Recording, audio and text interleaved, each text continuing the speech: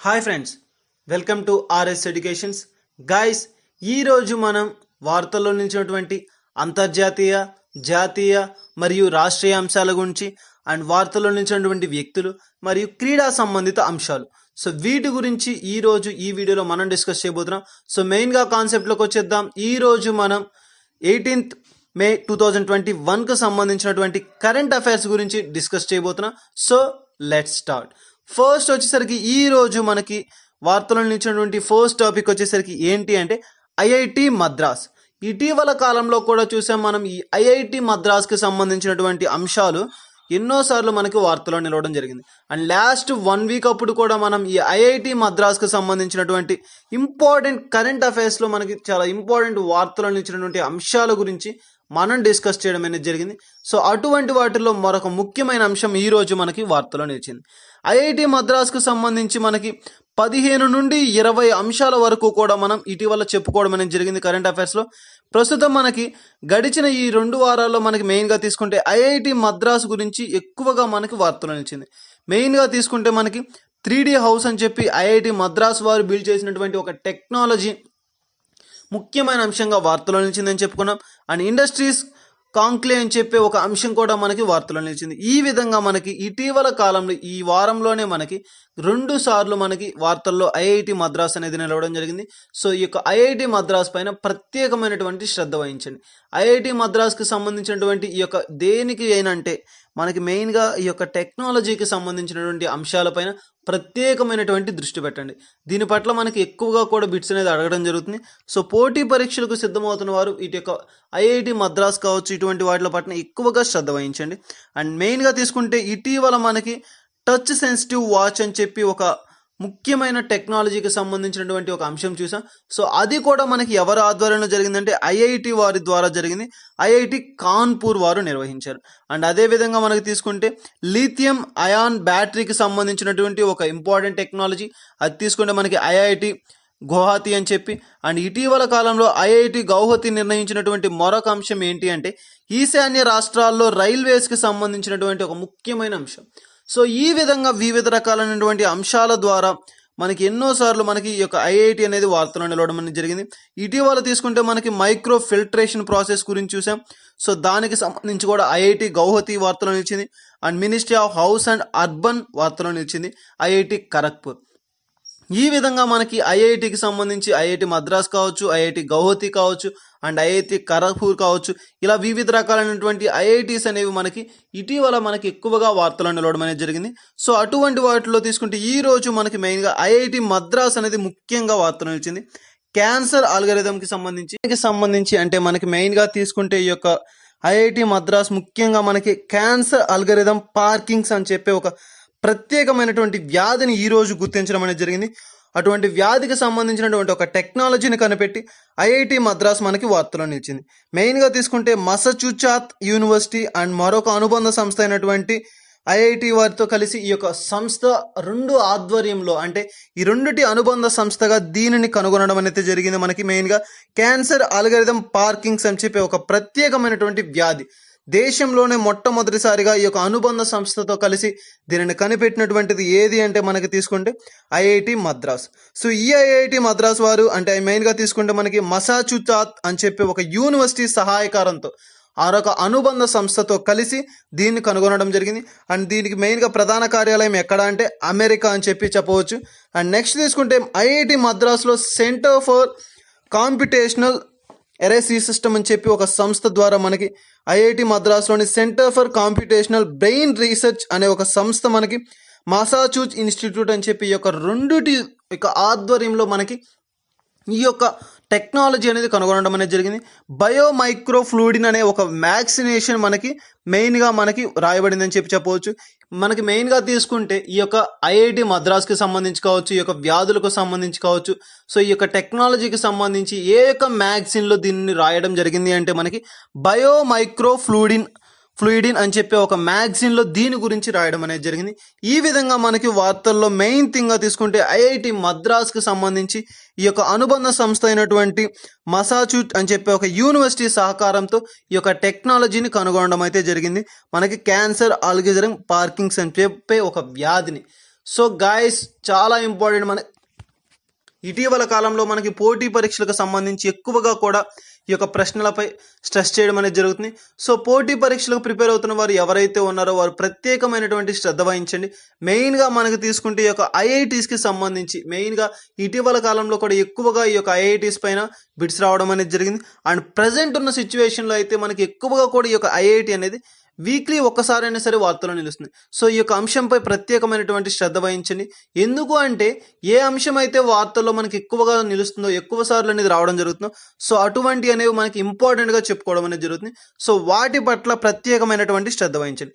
ఇది మనకి వార్తల్లో ఈ రోజు నిలిచినటువంటి ఐఐటి మద్రాస్కు సంబంధించి వారు కనుగొన్నటువంటి న్యూ టెక్నాలజీ, ఒక వ్యాధిని కనుగొనడం కోసం ఉపయోగించినటువంటి టెక్నాలజీ మనకి ఈ రోజు వార్తలో నిలిచింది. అండ్ నెక్స్ట్ వచ్చేసరికి ఈ రోజు వార్తలో నిలిచినటువంటి మరొక అంశం ఏంటి అంటే కరోనాకు సంబంధించి పంజాబ్ రాష్ట్రం మనకి ఈ రోజు వార్తలో నిలిచింది. ఇటీవల కాలంలో మనం చెప్పుకున్న రానున్న 2-3 నెలల పాటు ఈ యొక్క కరోనాకు సంబంధించిన అంశాలే ముఖ్యమైన అంశాలుగా ఉంటాయి. సో వాటి పట్ల ప్రత్యేకంగా శ్రద్ధ వహించండి అని చెప్పి. సో చూస్తే మనకి ఇటీవల ఒక 1 మంత్ బ్యాక్ నుంచి మనం కరెంట్ అఫైర్స్ చేస్తున్న ప్రతి ఒక్క టాపిక్లో కూడా మనకి ప్రతిరోజు కూడా ఒక కరెంట్ అఫైర్స్ అంటే మనకి కరోనాకి సంబంధించిన ఒక బిట్ అనేది ఉండడం అనేది జరుగుతుంది. సో చాలా ఇంపార్టెంట్గా చెప్పుకోవచ్చు. కరోనాకి సంబంధించినటువంటి ముఖ్యమైన అంశాల్లో ఒక అంశంగా మనకి ఈరోజు మనకి పంజాబ్ రాష్ట్రం వార్తలో నిలిచింది.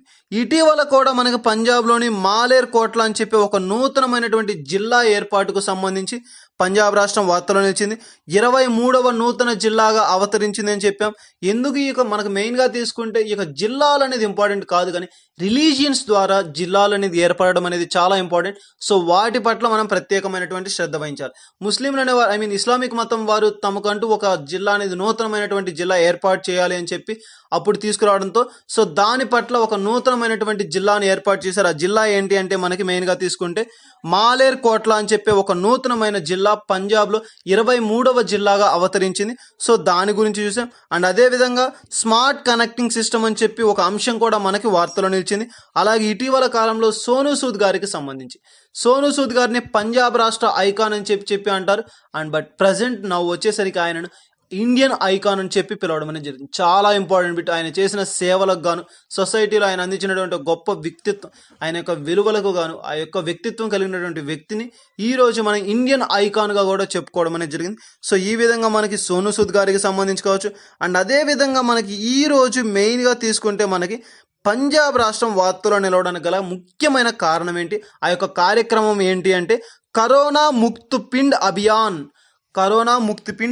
అని చెప్పే ఒక కార్యక్రమం ద్వారా ఈ రోజు మనకి వార్తలో నిలిచింది పంజాబ్ రాష్ట్రం. పంజాబ్లోని గ్రామంలో కరోనా నియంత్రణ కొరకు చేపట్టినటువంటి ఒక చట్టబద్ధమైనటువంటి నియామక ప్రక్రియలే మనకి ఈ యొక్క కరోనా ముక్త్ పిండ్ అభియాన్ అని చెప్పే ఒక కార్యక్రమం. పంజాబ్లోని గ్రామంలో ఎవరైతే కరోనా బారిన పడి ఉన్నారో సో అటువంటి వారికి కావాల్సిన అవసరాలు అంటే ఆ యొక్క కిట్స్ కావచ్చు, మెడిసిన్స్ కావచ్చు, సో వీటన్నిటిని కూడా వారి ఇంటి యొద్దకు చేర్చేటువంటి ఒక ముఖ్యమైన అంశంతో, ఒక ముఖ్యమైనటువంటి కార్యక్రమంతో చేర్చబడింది మనకి ఈ యొక్క పంజాబ్ రాష్ట్రం నిర్వహించినటువంటి కరోనా ముక్త్ పిండ్ అభియాన్ అని చెప్పే ఒక కార్యక్రమం. చాలా ఇంపార్టెంట్. ఇటీవల కాలంలో మనకి రాష్ట్రాలకు సంబంధించి ఈ యొక్క ఏ రాష్ట్రాలు కరోనా వ్యాధికి సంబంధించి వార్తలు నిలుస్తున్నాయి అండ్ ఏ అంశాల పట్ల అండ్ ఏ విధమైనటువంటి అంశాలతో ఈ వార్తలు ఉండడం, సో ఇటువంటి వాటిపైన ప్రత్యేకమైనటువంటి శ్రద్ధ వహించండి. ఎందుకోసం అంటే మనకి మెయిన్గా ఈ యొక్క కరోనా సమయంలో ఈ కరోనా వ్యాధికి సంబంధించిన వ్యాక్సినేషన్స్ కావచ్చు అండ్ మెడిసిన్స్ కావచ్చు, ప్రస్తుతం ఎంతవరకు దాని యొక్క ప్రక్రియ అనేది పూర్తయింది, ఇటువంటి వాటిలో ప్రత్యేకమైనటువంటి శ్రద్ధ వహించండి. అలా తీసుకుంటే మనకి ఈరోజు పంజాబ్ రాష్ట్రం ఒక నూతనమైనటువంటి కార్యక్రమాన్ని చేపట్టి ఈరోజు మనకి ముఖ్యమైన అంశంగా వార్తలు నిలిచింది. అదేంటి అంటే మనం చెప్పుకున్నాం ఇప్పటి వరకు కరోనా ముక్త్ పిండ్ అభియాన్. దాని యొక్క అర్థం ఏంటి అంటే గ్రామాలలో ఉన్నటువంటి ఎవరైతే కరోనా బారిన పడి ఉన్నారో ఆ యొక్క వ్యాధిగ్రస్తులకు వారికి కావలసిన అవసరాలు, నిత్యావసరాలు కావచ్చు, వారికి కావాల్సిన మెడిసిన్స్ కావచ్చు, వారి ఇంటి వద్దకే అందించే ప్రక్రియనే మనం ఈ యొక్క కరోనా ముక్త్ పిండ్ అభియాన్ అని చెప్తాం. సో ఇది మనకి పంజాబ్ రాష్ట్రానికి సంబంధించినటువంటి కార్యక్రమం ఈ రోజు మనకి వార్తలు వచ్చింది. అండ్ అది నెక్స్ట్ వచ్చేసరికి ఈరోజు మరొక రాష్ట్రం కూడా ఇటువంటిదే మరొక రాష్ట్రం కూడా మనకి వార్తలో నిలిచింది. అదేంటి అంటే గుజరాత్ రాష్ట్రం.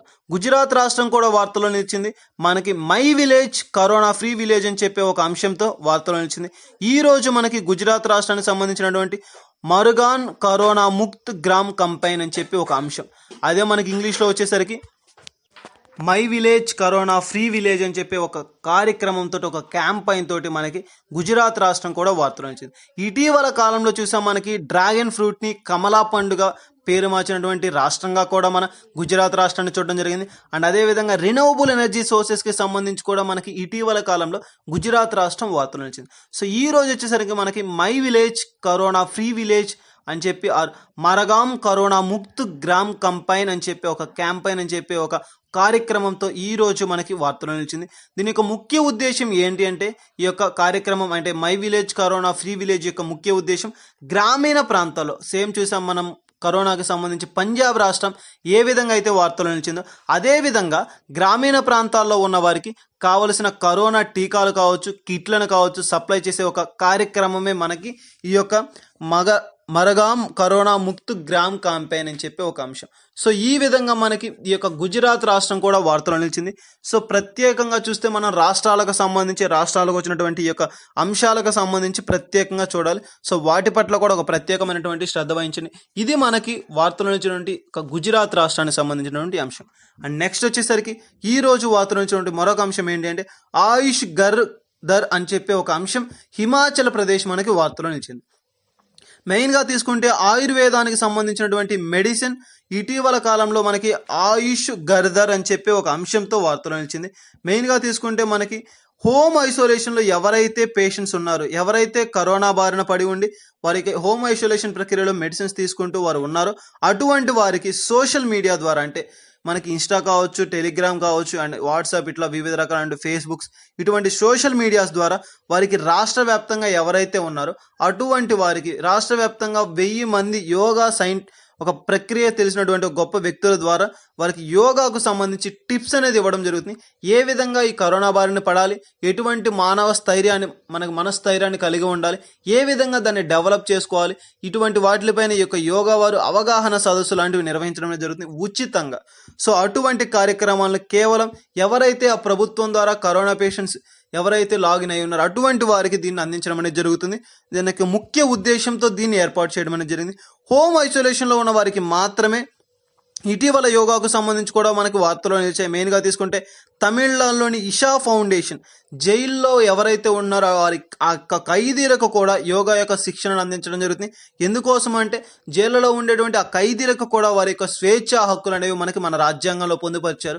ఆర్టికల్ 22 ద్వారా వారికి వివిధ రకాలైనటువంటి హక్కులు ఉన్నాయి కాబట్టి సో ఆ హక్కులను పరిరక్షించేటువంటి ముఖ్య కార్యక్రమమే మనకి మెయిన్గా తీసుకుంటాం. సో అటువంటి కాలంలో మనకి ఈ విధంగా వీరు ఈ యొక్క జైల్లో ఉండే అధికారులకు కావచ్చు, జైల్లో ఉండే ఖైదీలకు కూడా ఇషా ఫౌండేషన్ అని చెప్పి ఒక అంశం మనకి ఇటీవల వార్తలో నిలిచింది తమిళనాడు రాష్ట్రానికి సంబంధించి.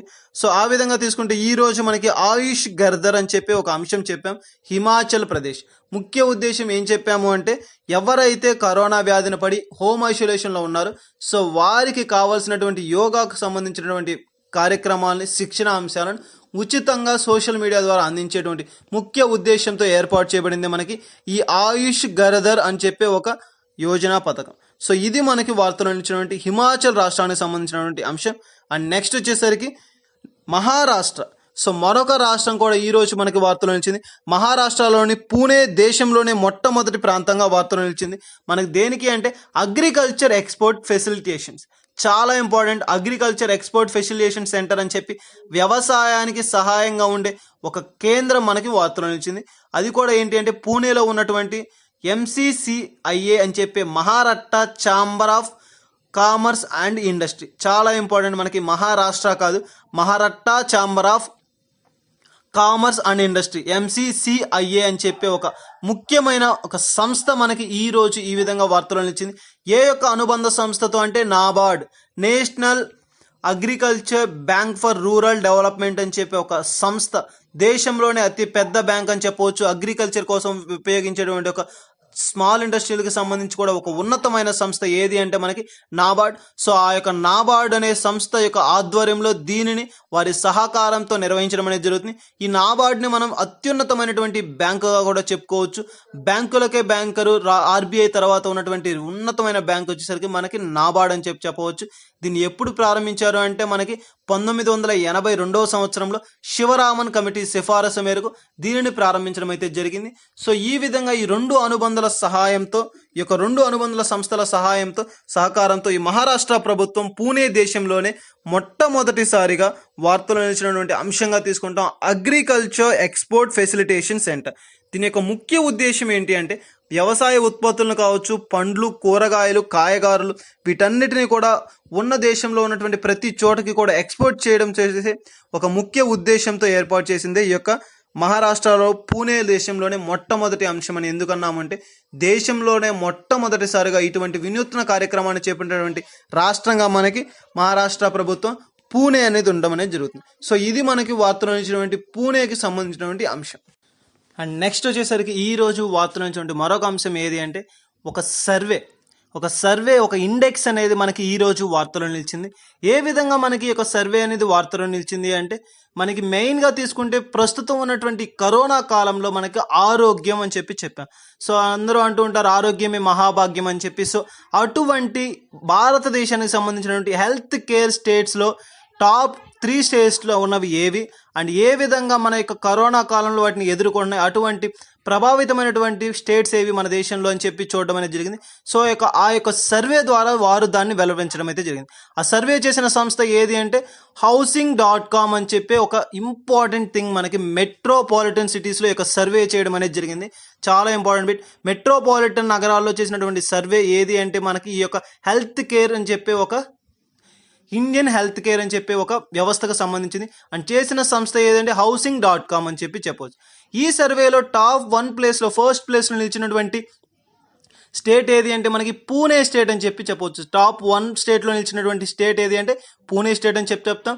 అండ్ మెయిన్గా తీసుకుంటే మనకి టాప్ 3 ప్లేసెస్లో ఉన్నటువంటి మనకి యొక్క ప్రాంతాలు ఏవి అంటే first place Pune and second place Ahmedabad, third place Bengaluru అని చెప్పవచ్చు.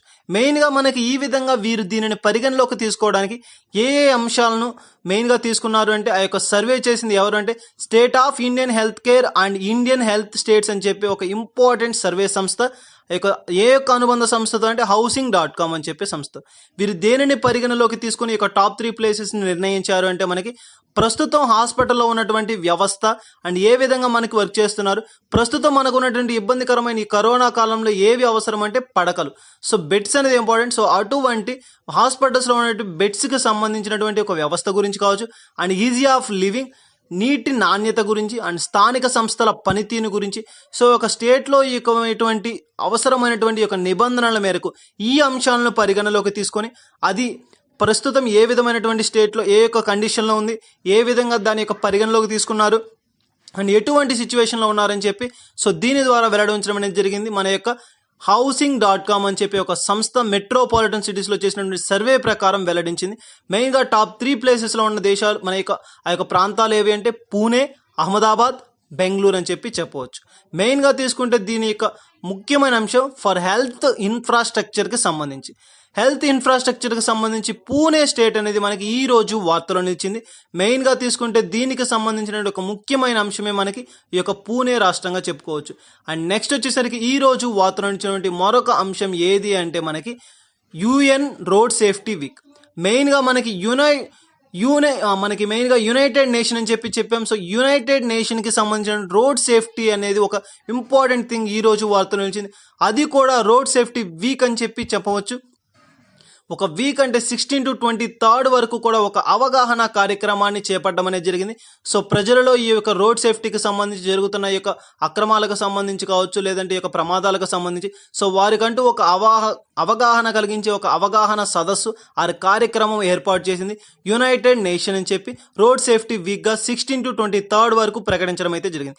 ఈ కార్యక్రమాన్ని ఎవరి ఆధ్వర్యంలో నిర్వహిస్తున్నారంటే ఐక్యరాజ్య సమితి గారి యొక్క ఆధ్వర్యంలో ఉన్నటువంటి అనుబంధ సంస్థ అయినటువంటి WHO వరల్డ్ హెల్త్ ఆర్గనైజేషన్ అని చెప్పాం. దీని యొక్క ప్రధాన కార్యాలయం మనకి ఎక్కడ ఉంది అంటే జెనీవా.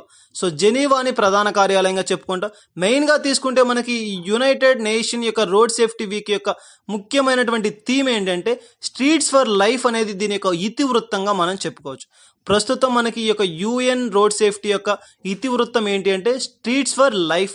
అండ్ మెయిన్గా మనకి దీని యొక్క ట్యాగ్ లైన్ చూసుకుంటే లవ్ 13 ఈజ్ అన్ మనకి ఈ యొక్క ట్యాగ్ లైన్గా చెప్పుకుంటాం. ప్రస్తుతం దీన్ని ఎవరి ఆధ్వర్యంలో నిర్వహిస్తున్నారంటే WHO ఆధ్వర్యంలో.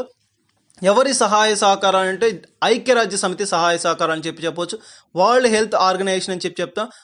మనకి ఐక్యరాజ్య సమితి అంటే నేమ్లోనే మనకు ఉంది ఐక్యరాజ్యత అంటే అందరూ ఐక్యంగా మనకి మెయిన్గా తీసుకుంటే ఒక స్ట్రెంగ్త్ యూనిటీ అనే చెప్పే ఒక సంస్థ, శాంతికి చిహ్నమైనటువంటి శాంతిని కోరుకున్నటువంటి ఒక సమితి ఆ యొక్క సంఘం ఏది అంటే మనకి ఐక్యరాజ్య సమితి. సో దాని యొక్క ఆధ్వర్యంలో నిర్వహించబడుతున్నటువంటి ఈ కార్యక్రమానికి ముఖ్యమైనటువంటి అనుబంధ సంస్థ ఏది అంటే వరల్డ్ హెల్త్ ఆర్గనైజేషన్. దీని యొక్క ప్రధాన కార్యాలయం మనకి ఎక్కడ ఉంది అంటే జెనీవాలో ఉన్నటువంటి ఈ యొక్క ప్రధాన కార్యాలయం అనేది మనకి దీన్ని తీసుకోవడం అనేది జరుగుతుంది. ఈ విధంగా మనకి మెయిన్గా తీసుకుంటే వరల్డ్ హెల్త్ ఆర్గనైజేషన్ యొక్క ఆధ్వర్యంలో యునైటెడ్ నేషనల్స్ రోడ్ సేఫ్టీ అనే ఒక కార్యక్రమం అనేది చేపట్టి ప్రజలను వినూత్నవంతులుగా చేయాలని చెప్పే ఉద్దేశంతో దీన్ని ప్రారంభించడం అయితే జరిగింది. ఇది మనకి వార్తలు వచ్చినటువంటి ముఖ్యమైన అంశాల్లో మరొకటి. అండ్ నెక్స్ట్ వచ్చేసరికి ఈ రోజు వార్తలు వచ్చినటువంటి మరొక అంశం ఏది అంటే WHO అండ్ ILO చేసిన ఒక సర్వే. చాలా ఇంపార్టెంట్. మనకి ఇటీవల కాలంలో మనకి ఈ ఇండెక్స్లు కావచ్చు, ఈ సర్వేలు కావచ్చు, ఎక్కువగా కూడా వార్తలు నిలవడం అనేది జరిగింది. సో వాటి పట్ల కూడా ప్రత్యేకమైనటువంటి శ్రద్ధ వహించండి. మనకి మెయిన్గా తీసుకుంటే WHO అంటే వరల్డ్ హెల్త్ ఆర్గనైజేషన్, దాని యొక్క అనుబంధ సంస్థ అయినటువంటి ILOతో దీని యొక్క కార్యక్రమాన్ని ప్రారంభించడం అయితే జరిగింది. ఈ సర్వే ఆరంభించారు. దీని యొక్క ప్రధాన కార్యాలయం ఎక్కడ ఉంది అంటే జెనీవా.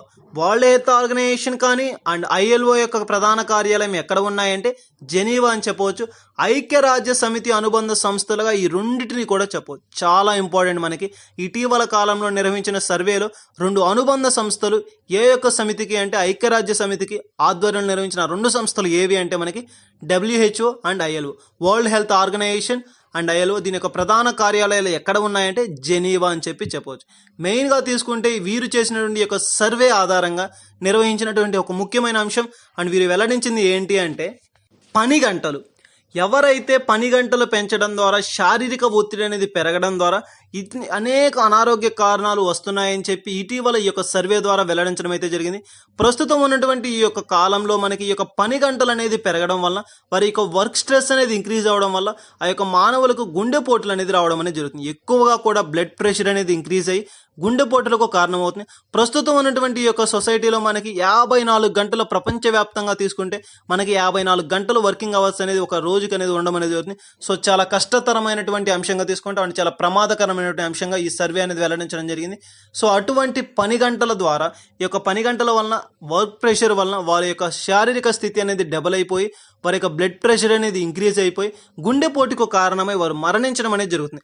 సో ఈ విధంగా తీసుకుంటే ఒక రోజుకి 5 నుంచి 6 గంటలు పని గంటలు ఉండాల్సిన సమయంలో వర్కింగ్ అవర్స్ అనేది ఇప్పుడు ప్రస్తుతం ఉన్నటువంటి ఈ కాలంలో మనకి దాన్ని 10 గంటలుగా ఇక ప్రజలు నిర్వహించడం అనేది జరుగుతుంది. సో దానివల్ల ప్రెషర్ అనేది ఎక్కువై మానవ శారీరక ఒత్తిడి అనేది ఎక్కువైపోవడం వల్ల వారికి అనారోగ్య సమస్యలు తలెత్తడంతో గుండెపోటు కారణాలు తదితర కారణాల వల్ల ఇటీవల కాలంలో చాలా మంది కూడా మరణిస్తూ వార్తలను ఇచ్చారు. అటువంటి సర్వేకి సంబంధించి ఈ రోజు మనకి ఒక కీలకమైనటువంటి వెలువడి అనేది వెల్లడించడం జరిగింది. 2016 ప్రకారంగా తీసుకుంటే ఉన్న సర్వేలో 7,46,000 మంది చనిపోయారు. సో దాన్ని ఆధారంగా తీసుకొని దేని ఆధారంగా చెప్పారంటే 2000 సంవత్సరంలో ఉన్నటువంటి మరణాల శాతం అండ్ 2016లో ఉన్నటువంటి మరణాల శాతానికి కానీ లెక్కవిస్తే 29% అనేది మనకి పెరగడం అనేది జరిగింది. సో ఈ మరణాల శాతం అనేది ఎక్కువగా 30% అనేది ఇంక్రీజ్ అవ్వడం అనేది జరిగింది. సో ఇది ఒక ప్రమాదకరమైనటువంటి ప్రభావంగా ఈ యొక్క సర్వే ద్వారా వీరు వెల్లడించడం అనేది జరిగింది. ఇటీవల కాలంలో నిర్వహించిన ఈ సర్వేలో వెల్లడించింది ఏంటి అంటే ఈ యొక్క వర్కింగ్ అవర్స్ అనేది ఇంక్రీజ్ అవ్వడం వల్ల మానవుని యొక్క శరీరంలో ఉన్నటువంటి ఆ సమతుల్యత అనేది దెబ్బతిని బ్లడ్ ప్రెషర్ అనేది ఇంక్రీజ్ అయ్యి అనేక అనారోగ్య సమస్యలు అనేది తలెత్తుతున్నాయి. దానివల్ల గుండెపోటుకు కూడా గురై ఇటీవల కాలంలో చాలా మంది మరణించారని చెప్పి వెల్లడించారు. సో అటువంటి వారిలో మనకి సర్వే ప్రకారం 30% 2000 నుంచి 2016కి ఇంక్రీజ్ అయినట్టుగా తెలుస్తుంది. ఇటీవల కాలంలో చేసిన సర్వేలో వెల్లడించిన ప్రకారం 7,46,000 మంది మనకి ఈ యొక్క వర్కింగ్ ప్రెషర్స్ వల్ల మరణించారు అని చెప్పి వెల్లడించడం అనేది జరిగింది. సో అది మనకి 2000తో పోల్చుకుంటే ఎంత శాతం అంటే 29% ఇంక్రీజ్ అవ్వడం అనేది జరిగింది. సో ఇది మనకి ఈ రోజు వార్తల నుంచి సర్వేకి సంబంధించి WHO అండ్ ILOకి సంబంధించి ఐక్యరాజ్య సమితిలో నిర్వహించినటువంటి ఒక సర్వే ఆ ఇండెక్స్ ద్వారా వెల్లడించినటువంటి ఒక ముఖ్యమైన విషయంగా మనం దీన్ని పేర్కొనడం అనేది జరిగింది. సో గైస్, ఇటీవల నుంచి మనకి ఎక్కువగా కూడా ఈ సర్వేలకు సంబంధించి ఈ సూచీలకు సంబంధించి ఎక్కువ అంశాలు వార్తలు నిర్వహణ అనేది జరిగింది. సో పోటీ పరీక్షలకు ప్రిపేర్ అవుతున్న వారు ఎక్కువగా కూడా వాటి పట్ల ప్రత్యేకమైనటువంటి శ్రద్ధ వహించండి. మెయిన్గా మనకి ఈ యొక్క సర్వేస్ అనేవి చాలా ఇంపార్టెంట్గా తీసుకుంటాం. సో వాటి పట్ల ప్రత్యేకమైనటువంటి అవగాహన అనేది మనకు ఉంటే ఎప్పటికైనా కానీ ఒక యూస్ఫుల్గా ఉంటుంది. సో వాటి పట్ల ప్రత్యేకమైనటువంటి శ్రద్ధ వహించండి. అండ్ నెక్స్ట్ వచ్చేసరికి ఈ రోజు వార్తలు నుంచి మరొక అంశం ఏంటి అంటే ఏపీ, ఆంధ్రప్రదేశ్ రాష్ట్రాల పరంగా తీసుకుంటే మనకి ఇవి అంతర్జాతీయ అనుకుంటే అండ్ రాష్ట్రాలకు సంబంధించినటువంటి వార్తలు నిలిచినటువంటి అంశాలు ఏవి అంటే ఆంధ్రప్రదేశ్ రాష్ట్రం ఈ రోజు మనకు మరలా వార్తలు నిలిచింది. మరలా అని ఎందుకు అన్నానంటే లాస్ట్ క్లాస్లో కూడా మనం కరెంట్ అఫైర్స్లో మనకి ఆంధ్రప్రదేశ్కి సంబంధించి ఒక ముఖ్యమైన అంశం వార్తలు నిలిచింది. మనకి ఎవరిది అంటే మనం ఒక ఎయిర్పోర్ట్కి సంబంధించినటువంటి ఒక కర్నూలుకు సంబంధించినటువంటి ఒక ఎయిర్పోర్ట్ అనేది మనం వార్తలు చూసాం. ఈ రోజు మరలా మనకి ఈ వార్తలు నిలిచినటువంటి మరొక అంశం ఏది అంటే ఆంధ్రప్రదేశ్ 2 అంశాలతో ఈ రోజు వార్తలు నిలిచింది. మెయిన్గా తీసుకుంటే బ్లాక్ ఫంగల్ డిసీజ్ ఆర్ గైకోమైకోసిస్ అండ్ ముకోర్మైకోసిస్ అని చెప్పే ఒక వ్యాధి గురించి మన డిసెంబర్లోనే ఒకసారి దీని గురించి వెలువడించడం అనేది జరిగింది. మరలా మనం ఇటీవల 10 రోజుల నుంచి ఈ యొక్క బ్లాక్ ఫంగల్ డిసీజ్కి సంబంధించి వివిధ రాష్ట్రాలు అనేవి ప్రభావితం అవడం అనేది చూసాం. సో దానికి సంబంధించి ఈ యొక్క బ్లాక్ ఫంగల్కి తీసుకున్నటువంటి ఒక కీలకమైనటువంటి నిర్ణయం మనకి ఈ రోజు వార్తలు వచ్చింది. ఈ యొక్క బ్లాక్ ఫంగల్ డిసీజ్ అనేది ఒక ప్రమాదకరమైనటువంటి వ్యాధిగా పేర్కొనడం అనేది జరిగింది. ఎందుకు అంటే ఎవరైతే కరోనా బారిన పడి తిరిగి కోలుకొని వచ్చారో వారిలో ఎక్కువ శాతం ఈ యొక్క వ్యాధి అనేది కనపడడం జరుగుతుంది. పైగా ఇది మనకి గాలి ద్వారా, నీటి ద్వారా అపరిశుభ్రమైనటువంటి ప్రాంతాల వలన ఈ యొక్క వ్యాప్తి అనేది ఎక్కువగా ఉండడంతో సో ఈ యొక్క ప్రమాదకరమైనటువంటి వ్యాధిగా దీన్ని పేర్కోవడం అనేది జరుగుతుంది. ఇది ఎలా ఉంటుంది అంటే ఆ యొక్క వ్యాధి లక్షణాలు వచ్చేసరికి మనం డిస్కస్ చేసాం ఆల్రెడీ. ఒక చూడడానికి ఒక వికారయుక్తమైనటువంటి ఆకారాన్ని కలిగి ఉంటుంది. ఆ బాడీలో అది రావడం వల్ల మన కళ్ళు ఉబ్బుకొని పోవడం అండ్ మెయిన్గా ఆ యొక్క ఫేస్ అనేది, చీక్స్ అనేవి కొంచెం లావుగా రావడం, ఒక వికారయుక్తమైనటువంటి శరీర ఆకృతిని క్రియేట్ చేయడం అనేది జరుగుతుంది. సో ఇది ఈ యొక్క వ్యాధి లక్షణాలుగా తీసుకుంటే సో ఇటువంటి ప్రమాదకరమైనటువంటి ఈ వ్యాధికి సంబంధించి ఆంధ్రప్రదేశ్ రాష్ట్ర ప్రభుత్వం తీసుకున్నటువంటి ఒక కీలక నిర్ణయం మనకి ఈ రోజు వార్తలో నిలిచింది. ఆరోగ్యశ్రీలో యొక్క బ్లాక్ ఫంగల్ డిసీజ్ని యాడ్ చేస్తున్నట్లుగా తెలపడం అనేది జరిగింది. చాలా చాలా అద్భుతమైనటువంటి ఒక అద్భుతమైనటువంటి అంశంగా దీన్ని మనం పేర్కొనడం జరుగుతుంది. ఇంతవరకు ఏ రాష్ట్ర ప్రభుత్వం కూడా తీసుకున్నటువంటి ఒక కీలక నిర్ణయం ఉచితమైనటువంటి ఆరోగ్యశ్రీలోకి చేర్చినటువంటి ఒక అతి ముఖ్యమైనటువంటి అంశంగా ఈ యొక్క ఆంధ్రప్రదేశ్ రాష్ట్ర ప్రభుత్వం తీసుకున్నటువంటి ఈ నిర్ణయం మనకి ఈ రోజు చాలా ఇంపార్టెంట్గా తీసుకుంటాం. అత్యున్నతమైనటువంటి విలువలతో కూడినటువంటి అంశంగా మనం చెప్పుకోవచ్చు. సో ప్రస్తుతం ఉన్నటువంటి ప్రమాదకరమైనటువంటి సిచ్యువేషన్లో లాస్ట్ క్లాసెస్లో కూడా మనం డిస్కస్ చేసాం. ఆంధ్రప్రదేశ్ రాష్ట్ర సీఎం గారు అయినటువంటి జగన్మోహన్ రెడ్డి గారు ఇటీవల కాలంలో చేసినటువంటి సర్వేలో ప్రధానమైనటువంటి పరిపాలనాపరమైనటువంటి సుపరిపాలన చేసినటువంటి రాష్ట్ర ప్రభుత్వాలలో మొట్టమొదటి స్థానంలో ఉన్నటువంటి ముఖ్యమంత్రి గారు ఎవరు అంటే జగన్మోహన్ రెడ్డి గారు అని చెప్పవచ్చు. సో వారు ఈ రోజు తీసుకున్నటువంటి మరొక నూతనమైనటువంటి ఒక అధ్యాయం కావచ్చు, మరొక నూతనమైనటువంటి స్కీమ్గా మనం ఈ యొక్క బ్లాక్ ఫంగల్ డిసీజ్ అనేది ఈ యొక్క వ్యాధిగ్రస్తులకు ఆరోగ్యశ్రీలో జత చేస్తామని చెప్పి అఫీషియల్గా వెలువరించడం అనేది జరిగింది.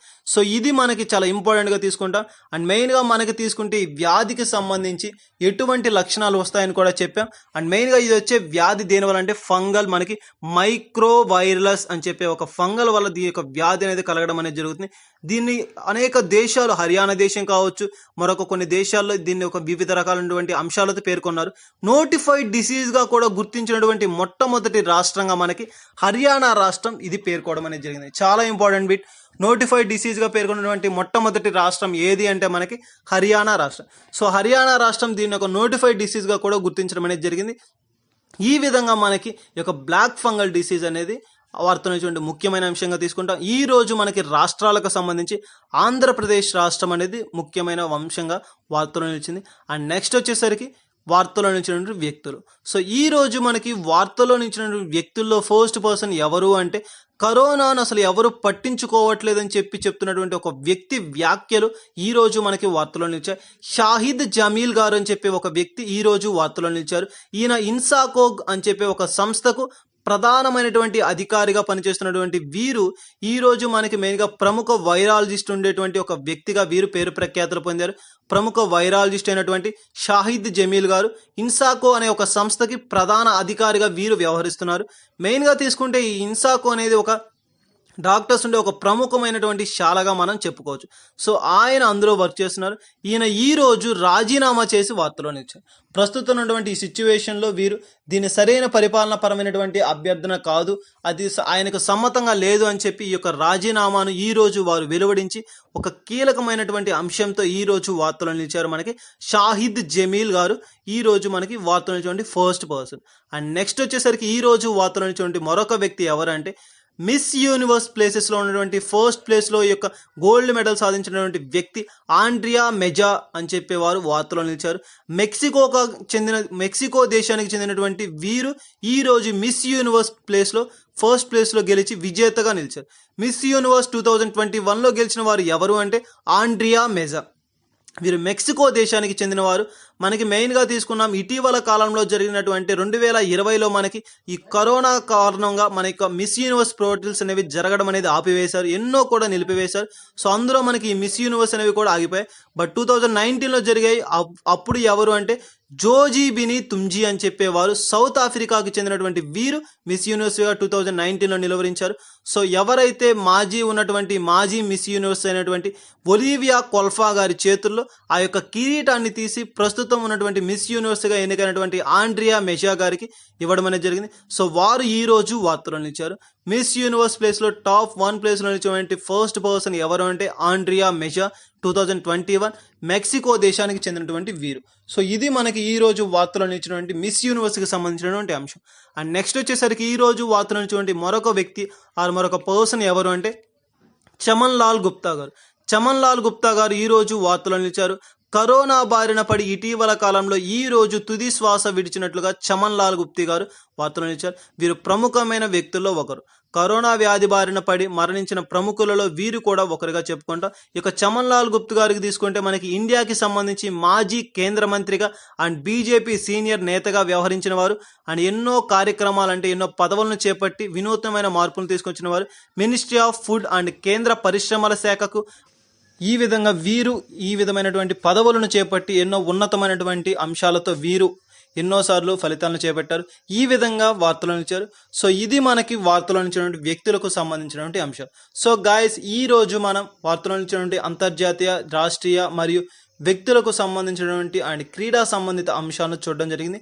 అండ్ ఇవే కాకుండా మన ఛానల్లో మరెన్నో నోటిఫికేషన్కి సంబంధించినటువంటి జాబ్ అప్డేట్స్ కావచ్చు అండ్ మరెన్నో వీడియోస్కి సంబంధించి జాబ్ ప్రొఫైల్స్కి సంబంధించి వీడియోస్ అనేది మన ఛానల్లో అప్లోడ్ చేయడం అనేది జరిగింది. సో ఇంట్రెస్టింగ్ క్యాండిడేట్స్ ఎవరైనా ఉంటే విజిట్ చేయండి. అండ్ మా వీడియోస్ కానీ మా డైలీ అప్డేట్స్ కానీ మీకు కనుక రావాలి అంటే, మీరు కనుక పొందాలి అనుకుంటే సబ్స్క్రైబ్ చేసుకోండి. మా యొక్క ప్రతి అప్డేట్ని మీరు పొందడం అనేది జరుగుతుంది. అండ్ ఈ రోజు నుంచి మన ఛానల్లో యాప్టిట్యూడ్ క్లాసెస్ కూడా స్టార్ట్ చేయడం అనేది జరిగింది. సో ఇంట్రెస్టింగ్ క్యాండిడేట్స్ ఎవరైనా విజిట్ చేయండి. ఇవన్నీ కూడా మీకు కనుక రావాలి అంటే సబ్స్క్రైబ్ చేసుకోండి. మా ప్రతి అప్డేట్ని మీరు పొందడం అనేది జరుగుతుంది. Thank you.